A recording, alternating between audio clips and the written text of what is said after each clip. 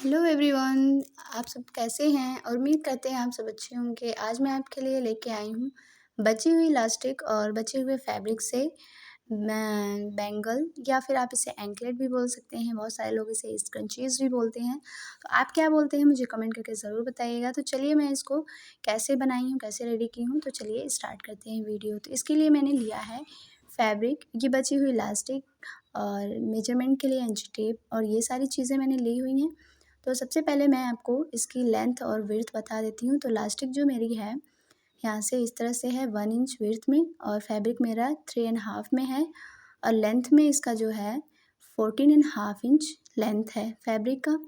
Elastic का length जो है वो आपको अपने अकॉर्डिंग लेना पड़ेगा। तो इस तरह से अपने हैंड को करिए और यहाँ पे ये देखिए यहीं से आपको लेना है। यहाँ पे इस तरह से यहाँ पे इलास्टिक को रखना है और वहीं से इलास्टिक को कट कर देना है। यहाँ पे अगर एक्स्ट्रा इलास्टिक होती तो मैं कट कर देती। तो ये मेरी बची हुई इलास्टिक थी, तो इससे मैं स्क्रंचेस बनाने जा रही हूँ। तो ये देखिए पहले आगे की तरफ इस तरह से फ़ोल्ड कर देना है। फ़ोल्ड करने के बाद में फिर इसे यहाँ पे इस तरह से डबल फ़ोल्ड में करना है।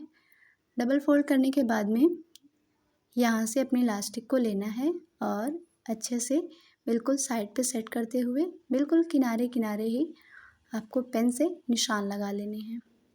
यहाँ से इलास्टिक को अच्छे से सेट करना है, साइड में वो बाहर की तरफ ना निकली हो। अच्छे से सेट करने के बाद में आगे भी मैं इसी तरह से निशान लगा लूँगी जिस तरह से मैंने अभी ये निशान लगाए थे। तो ये सारे निशान लगाने के बाद में ये मेरे निशान यहाँ लग गए हैं। अब मैं इसे आपको स्टिच करके दिखाऊँगी। तो चलिए स्टार्ट करते हैं। यहाँ से मुझे स्टिच कर लेना है और एक्स्ट्रा पार्ट जो है उन्हें कट कर लेना है। तो यहाँ से मैंने एक्स्ट्रा पार्ट को कट कर लिया है। इसके बाद से इसे टर्न करेंगे।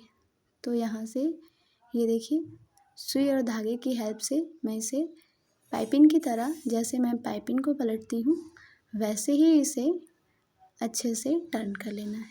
तो ये देखिए यहाँ मैं इसे टर्न कर ली हूँ और इसे अच्छे से बराबर कर लेना है।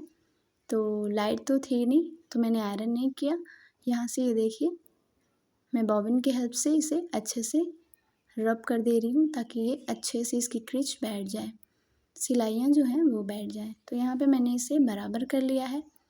अब मैं इसके अंदर इलास्टिक का यूज़ करूँगी। तो जो मैंने इलास्टिक लिया था अब इजीली उसको इस पेन के हेल्प से इसके अंदर डालना है। तो थोड़ा सा आगे की तरफ जब हम फोल्ड करेंगे तो ये चला जाएगा, क्योंकि मैंने जो फैब्रिक पे स्टिच किया हुआ है वो बिल्कुल इलास्टिक के बराबर में है। तो आपकी स्क्रंचेस जो है वो बहुत फिनिशिंग के साथ ऐसे ही दिखेगी क्योंकि आपने इलास्टिक के बराबर ही अपने फैब्रिक को स्टिच किया हुआ है। तो ये देखिए थोड़ा थोड़ा करके अपने इलास्टिक को अंदर की तरफ ले जाना है। अपने फैब्रिक को मैंने बिल्कुल इलास्टिक के साइज़ का स्टिच किया हुआ है, तो इसलिए थोड़ी सी प्रॉब्लम हो रही है, बट ये मुश्किल नहीं है। आप थोड़ा थोड़ा करके अगर करेंगे तो ये अच्छे से चला जाएगा। इसकी वजह से आपके स्क्रंचेस जो है इसमें फिनिशिंग बहुत दिखेगी।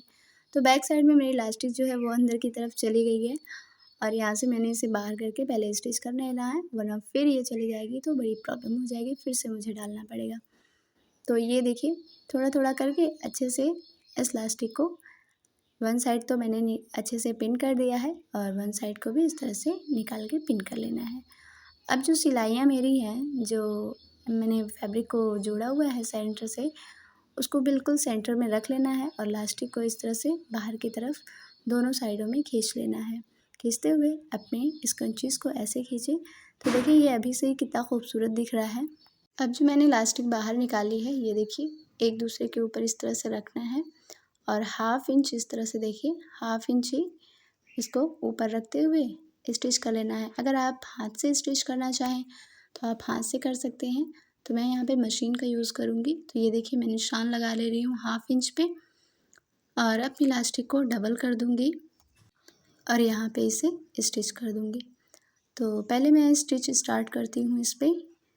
यहाँ से ये देखिए साइड से स्टार्ट करूँगी और 2-3 सिलाइयाँ इस पे लगाने के बाद में इसे अच्छे से पक्का कर लूँगी। यहाँ पे इसे इस तरह से कई सिलाइयों के साथ स्टिच कर लेना है और उसके बाद में यहाँ पे ये देखिए जो धागे वगैरह हैं उसको कट करने के बाद में इस तरह से पहले अपने स्क्रंचीज़ को फैला लेना है अच्छे से और यहाँ पे ये देखिए अंदर की तरफ इसे टर्न कर लेना है। तो मैंने कैमरे का ध्यान नहीं दिया और मेरी वीडियो जो है वो थोड़ी सी साइड पे हो गई है, यानी मेरा इस वो जो है हैंड जो है वो थोड़ा साइड पे हो गया है। तो बस उसके ईज़िली जो है जो मैंने फ़ोल्ड किया था बस उसके अंदर खुली हुई पार्ट को इस तरह से अंदर डालना है। बस ऐसे ही अंदर डालने के बाद में अब मैं सुई धागे का यूज़ कर रही हूँ। तो यहाँ से जिस तरह से आप फैब्रिक पे अपने सूट पे तुरपाइयाँ करते हैं उस तरह से यहाँ पे मैं तुरपाई कर रही हूँ। तो किनारे-किनारे बिल्कुल अच्छे से बराबर करते हुए तुरपाई कर लेनी है। और आप जितनी छोटी तुरपाई करेंगे यानी कि बिल्कुल पास में और छोटी-छोटी करेंगे उतनी ही इस स्क्रंचीज़ में फिनिशिंग दिखेगी, उतना ही साफ दिखेगा। तो बिल्कुल किनारे करिए और मैचिंग के धागे का भी यूज़ करिए। तो यहाँ से इस तरह से बिल्कुल थोड़ा-थोड़ा लेते हुए मैंने इसे स्टिच कर लिया है। और आप चाहें तो फैब्रिक जो है आप अपने सूट पे जो आपने सूट बनाया हुआ है उसकी मैच का भी ले सकते हैं।